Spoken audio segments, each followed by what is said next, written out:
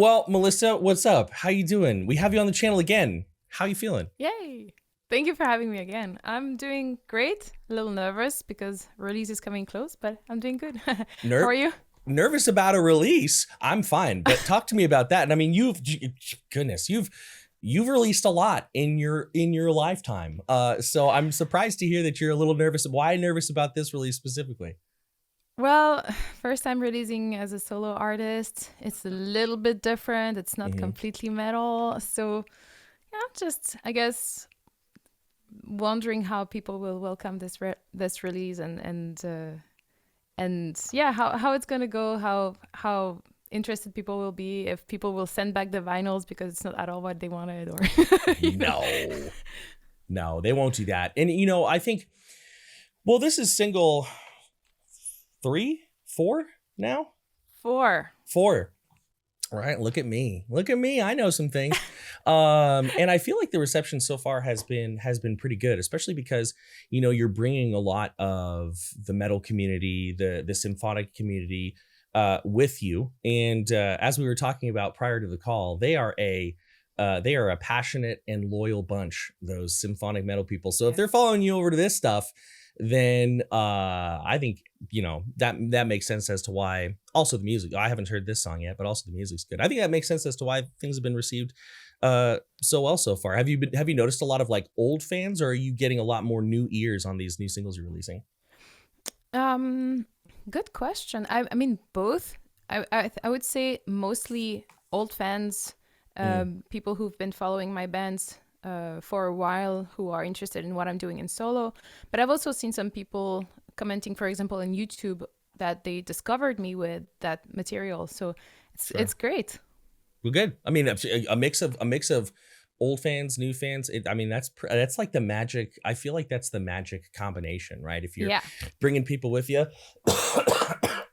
still got a little COVID cough. Bringing people with you, but also getting new ears. So, well, anyways, well, I'm excited to check out this song because if I understand correctly, this actually does not have a whole lot of screaming. You've been doing a lot of these like big roaring false chords, but this one is a little bit away from that. And being able to do that is always, or talk about these things is always a little bit refreshing for me, because even though I am, mostly known for all the types of noises, like our last album was like almost 50-50 clean singing and harsh vocals. So I like Oh, to, kind of flex my muscles every now and then. So I'm excited to see what you're doing. Anything I should know about this track before we get started, or would you prefer me, as most guests do, to go in no, as I blind as would possible? rather you go blind. That's what y'all always say. Okay. Well, I think let's just go ahead and let's get into it. So, let's check this out. Give me 1 second. It's just being slow. Let's check this out. Devil on My Tongue, new single. Here we go. I came here to bring the reckoning. Blood and tears to keep me satisfied. Got the devil on my tongue again. And a little taste of cherry wine. No, I don't know, I don't know, I don't know why I crave this vibe. But I won't go, I won't go, I won't go until the wrong is right. Give me the fuel, bring the fire. The silence eating me alive. Let your love be somebody savior. I'm here to start a fight. I'm here to start a fight. So I already hear a bunch, and if this is anybody's first Kardavox Academy video, I'm gonna pause all over the song.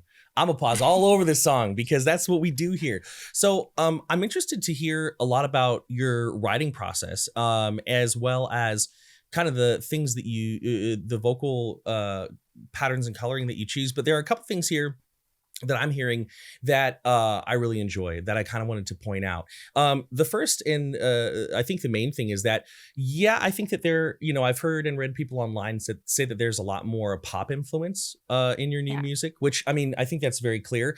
But you're carrying a lot of these rock placements, especially when you get into the chorus. You can hear a little bit of that brightness, a little bit of that ping on the voice. You can hear a little bit of that extra weight, but without, of course, that press on the vocal cords. So we have we have this combination of vocal styles, which I think is pretty cool. And the melodies themselves, especially in the beginning, they've got a little bit of that pop rock writing style. So as somebody who never in my life has written a pop rock melody, talk to me about how do you write these sections, especially since I think a lot of people, although this is changing, when they think about your voice, they're thinking about these big, huge, grand chorus like we get in Afterlife, for example. So talk to me about how your writing process for this might be a little bit different, and how what you do with your voice might have changed up a little bit.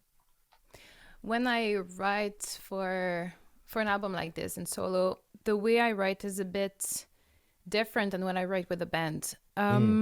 Mostly because I'm sitting right here until the demo reaches a stage that is a complete structure, complete blueprint of what it's going to be.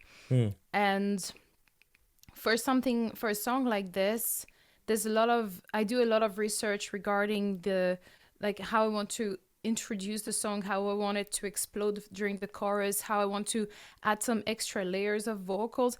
And you said it right. It's very pop influenced in the way I write the vocals. There's a lot of layers. There's a lot of little extra. It's very vocal driven. The vocals are really at the center of it, which I guess it's not that it's intentional, but I'm a vocalist, so obviously that's the part that I master the most, and that will define the song the most. And for a song like this, I mean, I will not spoil what's happening after, because I want to see how you spot things.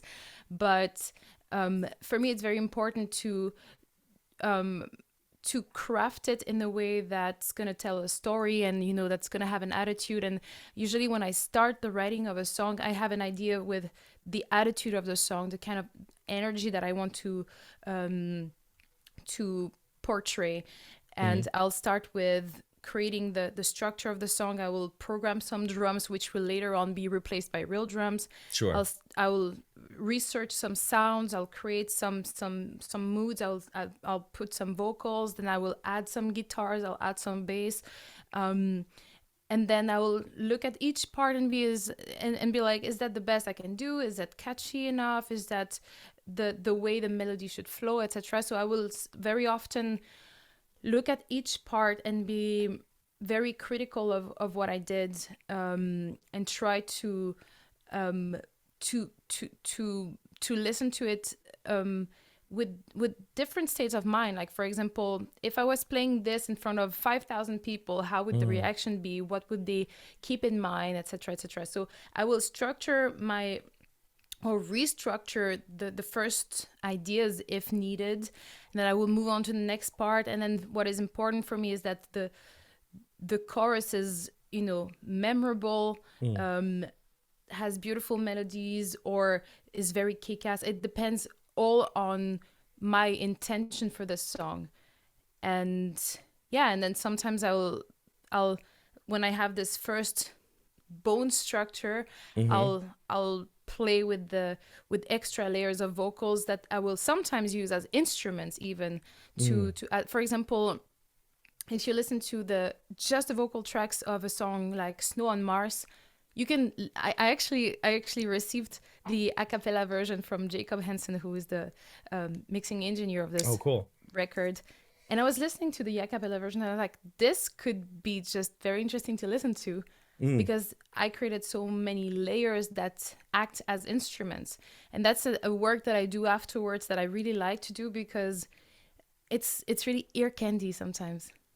Sure. Yeah, I think that would be And after your, I can't remember what's the first of these singles that you released.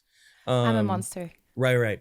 I kind of remember thinking after I listened to that one, I remember thinking like it's going to be interesting to see where these singles go because I know for me, I've really only ever written within one genre, and only recently have I started crossing genres, and I have found that it's tougher than you think. Now, you've been doing multi-genre stuff for a while, so it's not like I was like, can she handle it? It wasn't like that at all.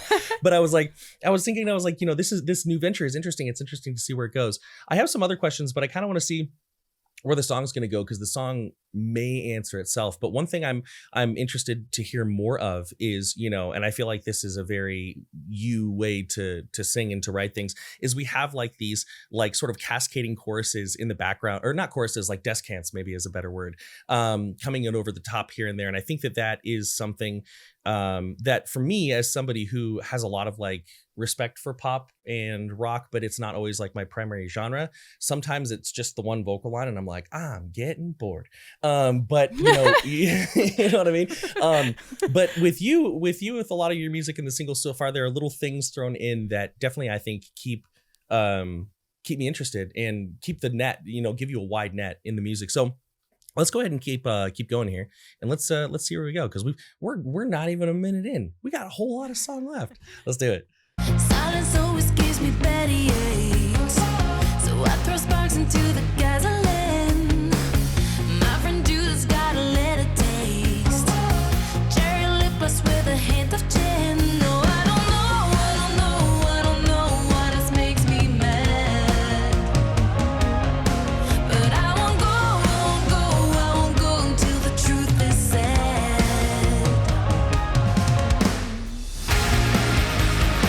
Give me the fuel, bring the fire. 'Cause silence hitting me alive. That trying to be somebody's savior. I'm here to start a fight. I'm here to start a fight.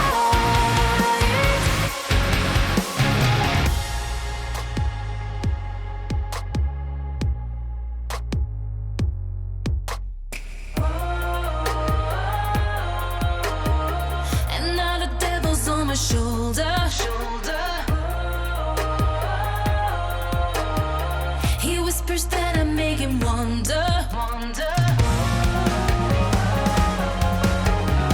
If this is worth going under.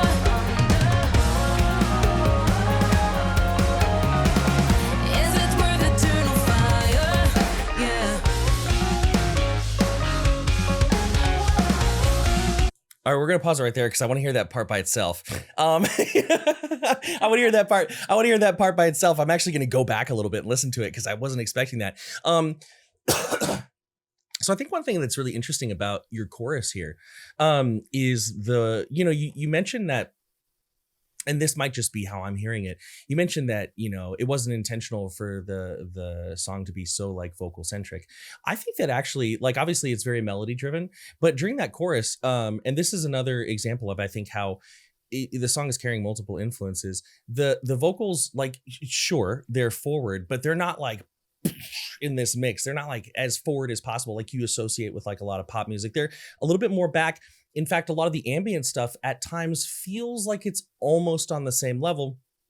And I think that personally, I kind of prefer that because it makes the section feel, in my mind, a little bit more, I guess rich would be the term, right? I like a sound that's a little bit more, I mean, a lot of people in like my community and who know me, they know that I love music where you have to like strain to hear the vocals because I just love me some reverb. This is not that, of course, but I really like where things are sitting, and we certainly had like some chugs, some like not quite gallops, but some chugs. So there's some metal going on here too, and that's something that I get a lot of questions about when people when I talk to students or something, they're talking about like genre fusion, right? And they'll ask me, they'll say like how do you guys in Kardashev like mesh genres? And my answer is always like, ask Nico, ask Sean, ask Alex. I don't know. I just yell on stuff.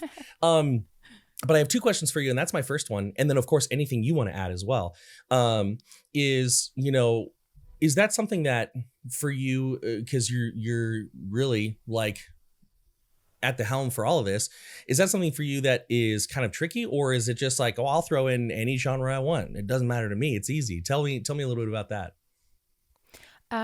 So two things, regarding the mix and regarding the genre. The mix, for me, it's very important to keep a mix that is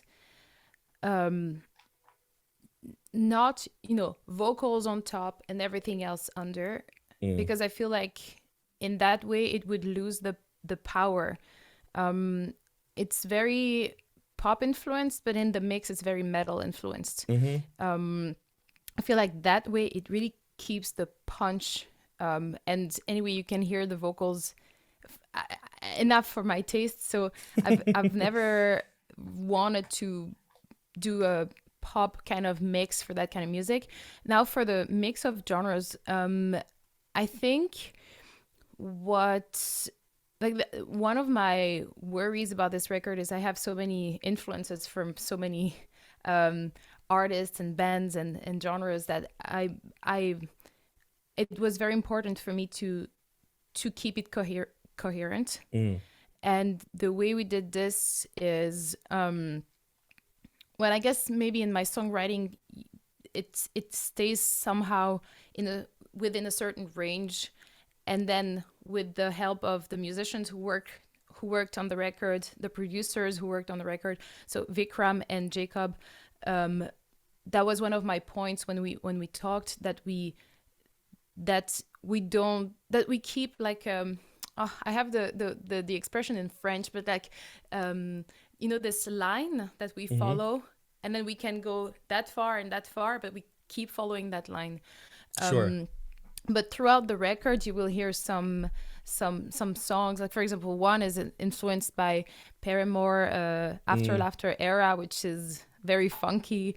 Sure. You will hear a song that is more like aura type of vibe. But I think the fact that the core instruments are present in every single song keeps it coherent. There's bass, guitars, drums, vocals on every single song, and then there's some extra elements. Yeah, I think that's pretty smart, A, because it's good listening, and B, one thing I've been finding in this past year, because I've started doing album reviews on the channel, is like 2 years ago, if you were to ask me how many people listen to full albums, I'd say not many. And now I feel, I like I said, I've only been in this album review space for about a year, but I feel like that's kind of changing. And I feel like I hear more people talking about that, saying like an album didn't sound consistent or didn't sound coherent the whole way through. And I think that's like, I'm excited that it seems like people are listening to things start to finish again, because you can do a lot more with storytelling, and it's going to be more interesting. It's going to be more impactful to hear something that sounds kind of like, that Paramore influence that you mentioned, and then that Aurora influence that you mentioned. You get to take people on these journeys, which I think is pretty interesting. And that actually leads pretty well into my next question, because I think this is something that would be this is something that's challenging for me, and maybe for you, you're like, Mark, I don't have that problem, and I'll be like, okay, bye, see you. But I've started, none of them are released yet, but I've started just for fun doing more like just straight up deathcore stuff, right? And one thing I am finding when I sit down and I write vocal patterns is I'm like, that is cliche as fuck. You know what I mean? Because since I'm new to like actually writing the genre, I find myself getting like accidentally like writing a trope. Like back when Kardashev was being more melodic, there were definitely some times where we were like, dang, this is awesome. It's Opeth though, so delete. You know what I mean? So, one thing I've noticed across all your singles is that while certainly we can identify and enjoy the genres that are influencing it, there are no parts, at least for me, where I'm like, oh, this is basically just a bunch of cliche pop hooks. How do you, and that does happen, because they're like I remember when nu metal was coming back, oh my God, I was so bored of it so fast, because I was like, y'all are just rewriting what's already, you know what I'm saying? So how do you kind of navigate? I know this is kind of a broad and weird question, so if it doesn't make sense, just let me know. But how do you navigate like moving through these genres and not accidentally falling into like cliche or falling into tropes of the genre? I find myself having some trouble with that sometimes. Um, you mean vocally or instrumentally? Well, I would say both actually. Initially at the beginning of the song, I was thinking vocally, but now I'm kind of like, well, all of it really. um, so vocally, I think mostly it's because I feel I would say confident about it now, like Mhm. the way I write and the way I stay away from potential cliches, um, because I spend a lot of time thinking about each part of the song, like I was explaining.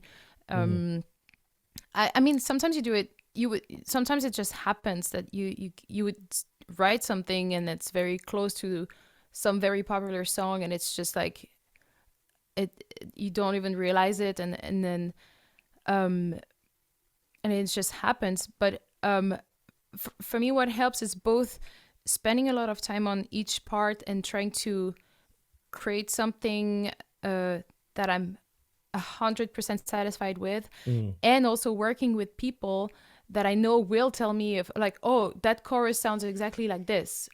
And this is Yeah. where, when you're so deep into songwriting, having other people coming in with their opinion kind of early in the process Mhm. helps, because I think it's fairly impossible for, like, I don't know, in this case, four people to listen to the same song and no one realizes that it's Beat It by Michael Jackson, Yeah. Very true. I don't know if that's a complete answer. Or maybe there's a lot of luck, or I don't know. And for the instrumental parts, the way I write instruments is probably very cliche, but that's why I trust other people to rewrite those instruments. For example, if you listen to my demos, the way I write guitars, it's more an indication of the kind of mood I want for this or that part. Sure. But then I usually tell whoever is going to record the guitar, please do your thing, Yeah. because I know that whoever, in this case, mostly Vikram for most of the songs, has so much more experience than me with writing guitars. Same goes for Morten. Like, I program drums, but please do your thing with drums, because I will never think about the things you will think when you listen to that part. And he spent weeks in the studio working on every single song, being like, okay, we're gonna craft some very interesting drums. Same for every person who participated to this. They got some ideas from me, where I recorded some basic versions of what I wanted for the song, and then they have the skills, the experience, and the talent to translate this into the final version. Sure. Yeah, I think one thing that kind of builds on is that there's it's kind of hard to pinpoint what it is, but there's music that you can tell when people like turned and burned it. You know what I mean? They wrote it and then they released pretty much the first thing they put down. And then there's music that you can tell has gone through a process. Sometimes there have been people who, and it doesn't matter who, that I've spoken to at shows or something, and they'll be like, yeah, dude, we wrote this song in one draft. And I'm like, in my head, I'm like, it sounds like it. You know what I mean? I'm not going to say anything. But I think that is actually a really good lesson in there, because a lot of people watching this channel, they're aspiring vocalists. That's the main crowd that I pull, and that's, I think, one of the biggest things that people don't do, and you can kind of hear is lay some stuff down, go through it multiple times, really think about it, be thoughtful, be critical and open. And because there's one section in here, I don't know if it's going to happen again, where I was listening and I felt like I expected how you were going to resolve, and then you resolved a little bit lower, and almost like sort of like the song doesn't sound like a smooth jazz song, but like the way the actual like notes that you used sounded like they would resolve kind of in a smooth jazz song, which I'm a big smooth jazz guy. I love me some Sade, some like that stuff, like the best. And so I was like, oh, hell yeah. And that sort of stuff comes from going through things, spending a lot of time with it, you know, and actually putting some care into it. So, no, you were like, I don't know if that's a good answer. That's a great answer. That's like the answer, I think. I want to go back a little bit because I want to hear this transition. I want to give it its due attention because it sounds like it's going to be pretty interesting. Here we go. Let's check it out. If this is worth going under,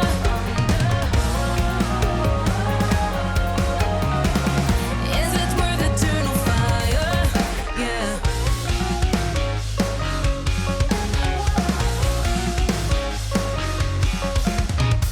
Hey, that was pretty good. You know, bring it back.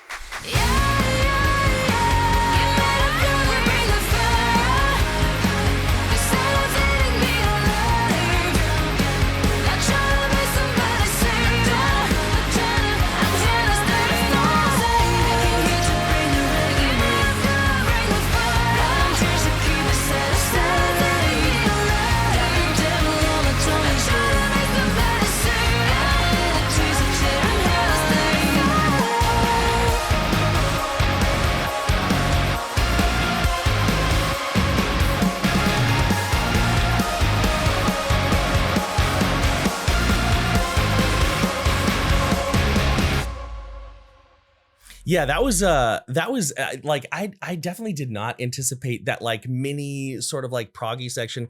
And one thing I want to talk to you mostly about vocal technique, but one thing I really thought was cool was the change of tone of the bass to becoming kind of clinky, kind of metallic, and then the lead getting like really soft and like having these like rounded edges.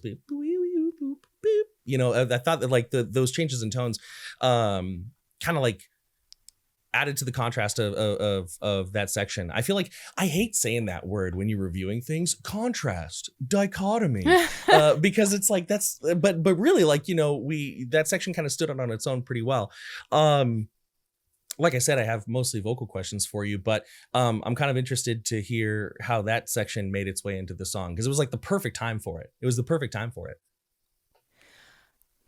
I'm trying to remember how the demo was, because there's obviously also some ideas that came from Vikram, and I wonder maybe that's one of his, and I don't want to take credit if it's not mine. So I'm trying to remember. I'm pretty sure I might have had the sample layers there, and he might have decided to add the slap bass on top and be like, let's go for it. I cannot remember, but I would assume this. And then Corby played it. I don't remember what I had there on the demo. I'm sorry. Dang. Just take credit for it. Vikram, who's that? No, I'm kidding. never. I would never. No, I'm just kidding. Well, that's cool. You know, I really like it. And so one thing I want to talk about, I kind of waited to the end. Maybe I should have front loaded the vocal convo, but I don't know. That's just, you know, that's not what I chose to do. So you and I have actually talked about this before, because I've had you on the channel a few times now, but I want to talk about it again because I think that this is for a couple of reasons. Number one, this may be somebody's first video seeing us talk to each other. And number two, I think that like this is an area that I find particularly interesting because of its crossover with harsh vocalization, which is your ability to move through your registers without that sound of press. A lot of times when people will move from their chest voice, even like really, you know, well-known, you know, singers, like people playing arenas, and it's not inherently bad, but they lift in their voice and they get that like, they get that like press on the vocal cords. And with you maintain a lot of your power, you maintain a lot of your chord connection, right? But we don't hear that press, right? And so that is, you know, like I won't go off on like, you know, a bunch of harsh vocal stuff. Well, maybe I will. But I always, we relate to our voices so much in sensation and so much in the way that it feels. And I always like to have people like you who are good at this describe what it's like to do that, how you learned to do that, what the process was, but especially how it feels to move through those spaces, because those sensation descriptions are very useful for people watching. So I know that's a broad topic, but the main thing is like, how you move from chest to head to mix all these things without that vocal cord press. I just think it sounds so cool. I love it. Thanks. I've done a lot of exercises where like very basic, going from one placement to the other, again and again and again to do it smoothly. It wasn't smooth from the start. I remember years ago being in my car and doing all these exercises when I was going from this place to that place and I had a 30 minutes drive, just doing those ramps, like I used to call them, from one place or from one placement to another. Yeah. And just, doing a lot of those exercises in a way that is the most relaxed possible. In order to just make it just automatic, like to create muscle memory. Mm-hmm. And I feel like a lot of what I do when it's supposed to be complicated, it used to be complicated, and then muscle memory. It's what I do also sometimes for shows, like when I'm, let's say, in the middle of a tour and there's one day my voice is used for whatever reason, because we had, 6 shows in a row, and the 6th show or 7th show, I feel like some of the notes don't want to be there anymore because I need a day off. Mm-hmm. Yeah. And I need another placement. What I will usually do, and I remember doing this during our the American tour we did a couple of years ago now, is I'll find another placement, but you're used to doing some things in a certain way. So I'll just do repetition to create some kind of muscle memory, like I was saying, and create a routine so that you create and you unlock a new achievement in your book of techniques, if you will. And for this, going smoothly from one place to the other, it was just this. It was just repetition, and really doing it in the most relaxed constellation possible. So I would be ready to do it in the studio, on tour, etc. Sure. And I think, I think that that's really good to hear, because one thing I hear and read a lot online is that, normal people do exercises. Great singers are born with it. And, I have, in this job, this weird job that I have had the luxury of meeting a lot of people who are quite talented, and especially with the singers, that just isn't true. Every singer I've ever spoke to, they describe what is a grueling amount of repetition. Obviously, like, even though I do a lot of singing in Kardavox, I don't do anything like on y'all's level. But I remember, I had one student, and they were like, "Man, it must be nice for you not having to do all that." And I was like, "The hell are you talking about?" Mm-hmm. And they were like, "Well, because you're like good at this." And I was like, "First of all, thank you. Second, and then I told them about how when Kardavox started singing, because we didn't sing, there was no clean singing, and I was an idiot. I was like, I'm a metal vocalist, I don't need to sing. So I lost a lot of that muscle memory. And then when Kardavox started having singing in it again, which was not my choice, what I would do is every day I would sit in my garage with not that one, but an acoustic guitar, and I would pluck notes and I would pitch match. And they were like, "Oh, but you like that storage stuff." And I was like, "No, it sucked." I was like, I hated it, and so I think that's good for a lot of people to hear that, like, yes, you're an amazing singer, but yes, you put in the work, because a lot of times people, they get 5 days into an exercise and they're like, "I'm just not getting it." And I'm like, oh my God. Yeah. I'm like, lovingly, well, it's 5 days, Yeah. I mean, well, first, thank you. I cannot tell you how long I've been practicing growls before I felt confident to present them, whether it is on stage or in the studio, but especially on stage. I'm always thinking about, I believe, this period of 2 years between the moment I realized how to create a full scored scream and the moment I felt comfortable showing a full scored scream. Sure. Because first you're like, oh, this kind of weird. I hear that sound all the time. I know exactly what you're talking about. And then you can create something like that's more meaty, like that's like aggressive. And you can create one word, then one sentence, then one song, then you can go for it. And then you can add like intention to it, emotions, like everything that makes a scream interesting. And I promise you, it probably took me 2 years until I was confident. I'm also an overthinker, but I think, people need to understand that repetition means patience and, a long period of time until you actually are able to do it at a level where you're satisfied with what you're trying to achieve. Yeah, I think that is imperative. I often will tell my students it was about 3 years from the time, not just the time I started, but the time I started taking it seriously, talking about screams here. It was 3 years before I got to the point where I could get up on a mic either in the studio or live, and I knew 100% what sound was going to come out of my head. Because before that, there was always a little bit of a gamble. It was a little bit of a roll of the dice. You know what I mean?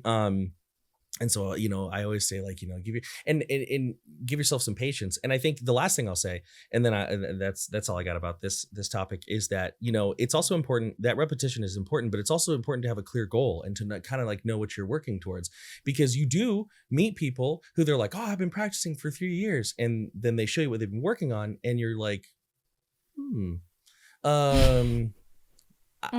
I wonder what your guidance was.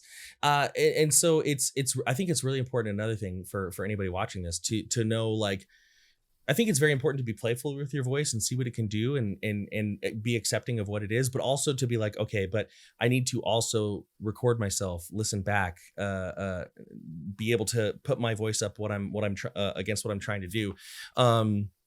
And anyways, that's kind of, I can feel myself getting on a dangerous ramble where I talk for 15 minutes. So I'm going to rein myself in, because now we're talking vocal coaching stuff, and that's my thing. But no, I think this song is really cool. I think it's another stack on these singles that we can be excited about. I'm hoping, sometimes they do, I'm hoping my metal peeps, the people who view this channel, who they don't want to sing a note in their life, they just want to like do all that stuff. I'm hoping they watch this because there's a lot of valuable stuff in here too, because as somebody who screams and sings, they're different sounds, but it's the same instrument, it's the same pieces. So anything else you want to add about this song? Anything else you want to mention about the song, what to look forward to? I'm interested in things like release dates, any tour dates coming up, like that sort of thing. Of course, I love putting that stuff in the description. Well, there are tour dates coming, but nothing that I can already tell. I knew it. That's okay. Yeah, it's just been discussed. So yeah, but there will be. About the song itself, I just want to mention, because it's important. I look like I'm playing the instruments, but this is not me playing what you hear. I learned all of this for the video because I thought it was super cool to have a video with 4 different characters that I played. Oh, okay, yeah. But I want to give credits to Morten, to Corby, to Vikram for playing beautifully on this track. Sure. And for teaching me their parts, actually, especially Morten, who was like, okay, this is how you play drums. So I was like, oh my God, I have 4 limbs. And they're all, see, whenever I talk to y'all, like anybody on the channel, like I just think to myself, dang, I am lazy as fuck. Because if my band was like, hey, here's a cool idea, I'd be like, I am not messing with all that. You want me to learn to pretend? Get out of here. There's no way I would have the motivation to do that. So kudos to you. Thanks for putting in that work. And then did you mention when full album release could be looking? 23rd of January. So very soon.